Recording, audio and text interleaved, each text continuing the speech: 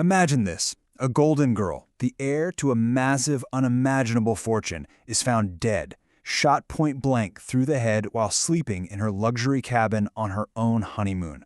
But here is the truly chilling part. The killer is completely invisible.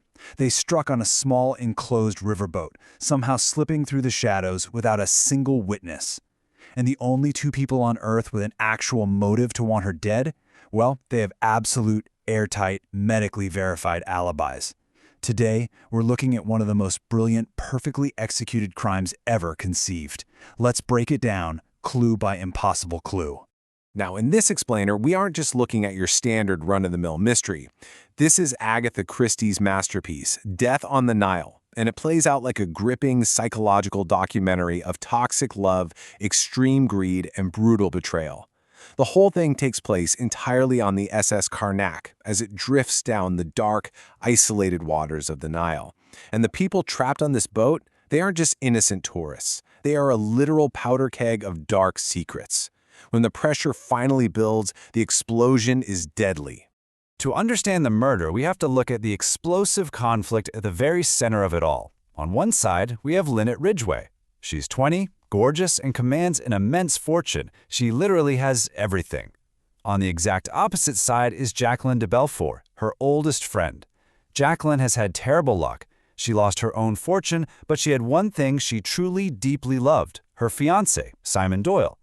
That is, until Lynette swooped in, stole Simon, and married him herself. So now, Jacqueline is left with absolutely nothing except a fiery, burning obsession and a loaded pistol.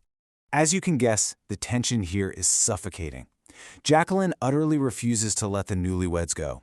She literally stalks them across the globe, Venice, Cairo, and now onto this tiny riverboat. She watches them with what the legendary detective Hercule Poirot describes as a consuming fire. It's incredibly creepy. And it all culminates one night in the ship's lounge. Jacqueline, who's been drinking heavily, just completely explodes in this violent public outburst.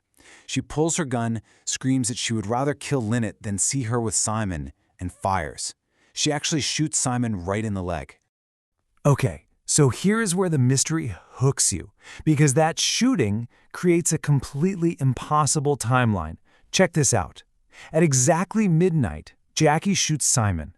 By 12:05, Jackie is in a state of hysterical shock and is given a strong sedative by a hospital nurse who literally stays by her side the entire night.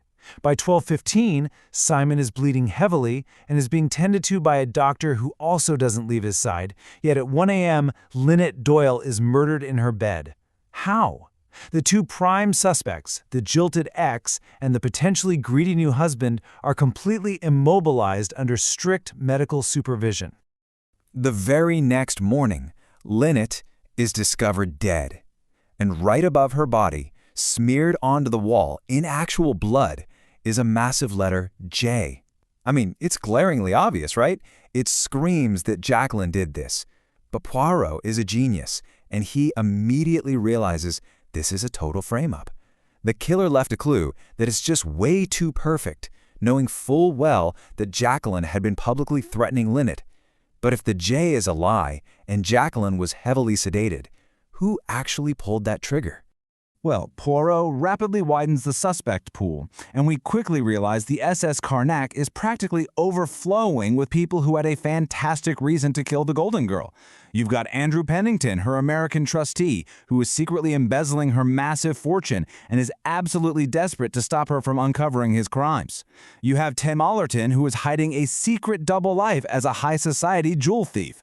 And then there's Fleetwood, a crew member whose life Lynette casually destroyed by exposing his previous marriage. Suddenly, it's not just a love triangle. Everyone has a dark secret, and literally everyone is a suspect. And just when you think you might have a handle on the motives, a massive new mystery drops into the narrative. $50,000. That is the staggering, mind-blowing value of Lynette's exquisite pearls. And guess what? On the exact morning her body is discovered, those pearls vanish from her cabin. So now we have to ask ourselves a totally new question. Are we looking at a crime of wild passion and revenge, or is this actually a brutal, cold-blooded execution driven purely by unbelievable greed? So Poirot starts doing what he does best, finding physical clues. but they seem utterly disconnected. It's like a giant puzzle, but the pieces belong to 4 different boxes. Look at the bizarre items left behind. A missing Colt revolver. A velvet stole stolen from an older passenger's chair, completely riddled with powder burns. A cheap, stained handkerchief. And, crazily enough, a bottle of Whodunit's nail polish that smells distinctly like vinegar. How in the world do these connect to a phantom killer? Keep these weird items in mind, because the clock is ticking.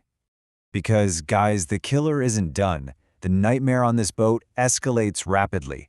Whodunit's maid, Louise, actually figures out who the killer is, but instead of running to Poirot, she gets greedy and demands hush money from the culprit. Big mistake. Huge. Within hours, she is found dead under her bed, violently stabbed to death while literally counting her blackmail money. So now, a panicked, desperate killer is actively hunting on the boat, frantically trying to cover their tracks. We are up to 3 perfect murders on a tiny ship, and the death toll is rising. The suspense here reaches an absolute boiling point.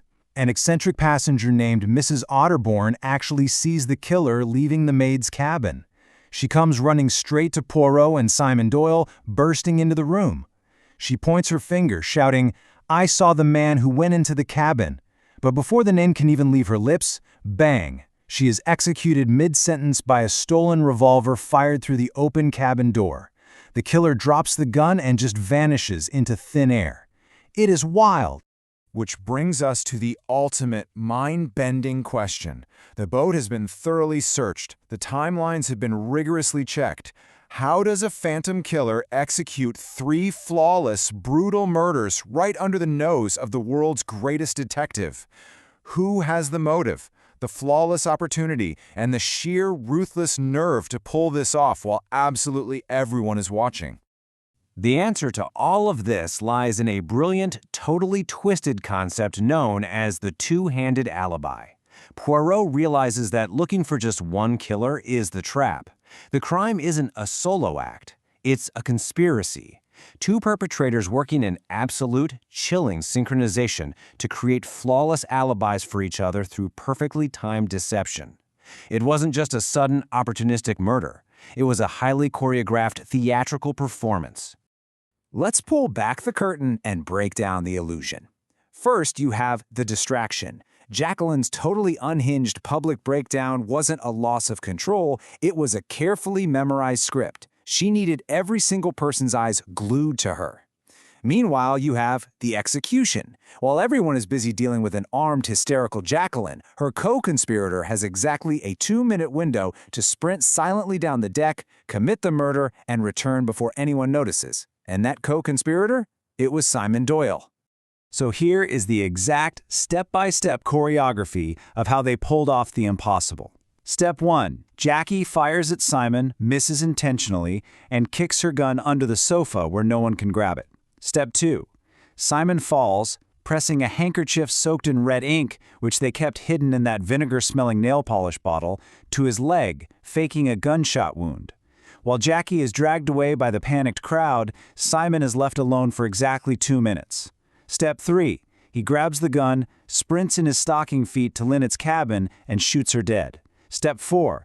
He sprints back, wraps the gun in a stolen velvet stole to muffle the sound, actually shoots himself in the leg this time, and throws the gun out the window into the Nile.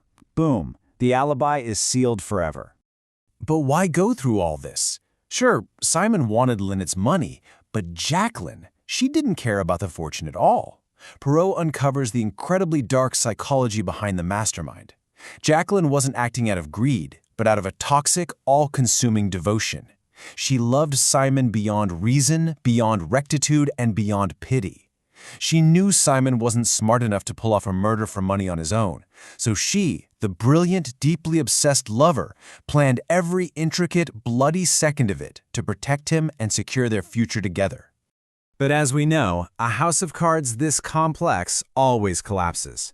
The maid was killed because she saw Simon sprinting back. Mrs. Otterbourne was killed by Jacqueline to protect Simon's secret. When Poirot finally corners them, the cinematic climax hits hard. Jacqueline realizes there is no escape. The game is entirely up. In a shocking final act, with one last smuggled pistol, she takes control of their fate one final time. She shoots Simon and then turns the gun on herself. The tragic, twisted lovers go down together. Which leaves us with one final, deeply haunting question to wrap up this explainer.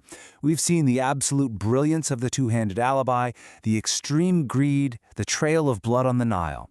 But at the very core of it all is Jacqueline. Was she just a cold-blooded monster who orchestrated a slaughter for a man who honestly barely deserved her? Or was she the ultimate tragic victim of her own blinding, toxic devotion? It's a terrifying look at exactly what humans are capable of when love mutates into obsession. Keep that in mind the next time you see a supposedly perfect couple.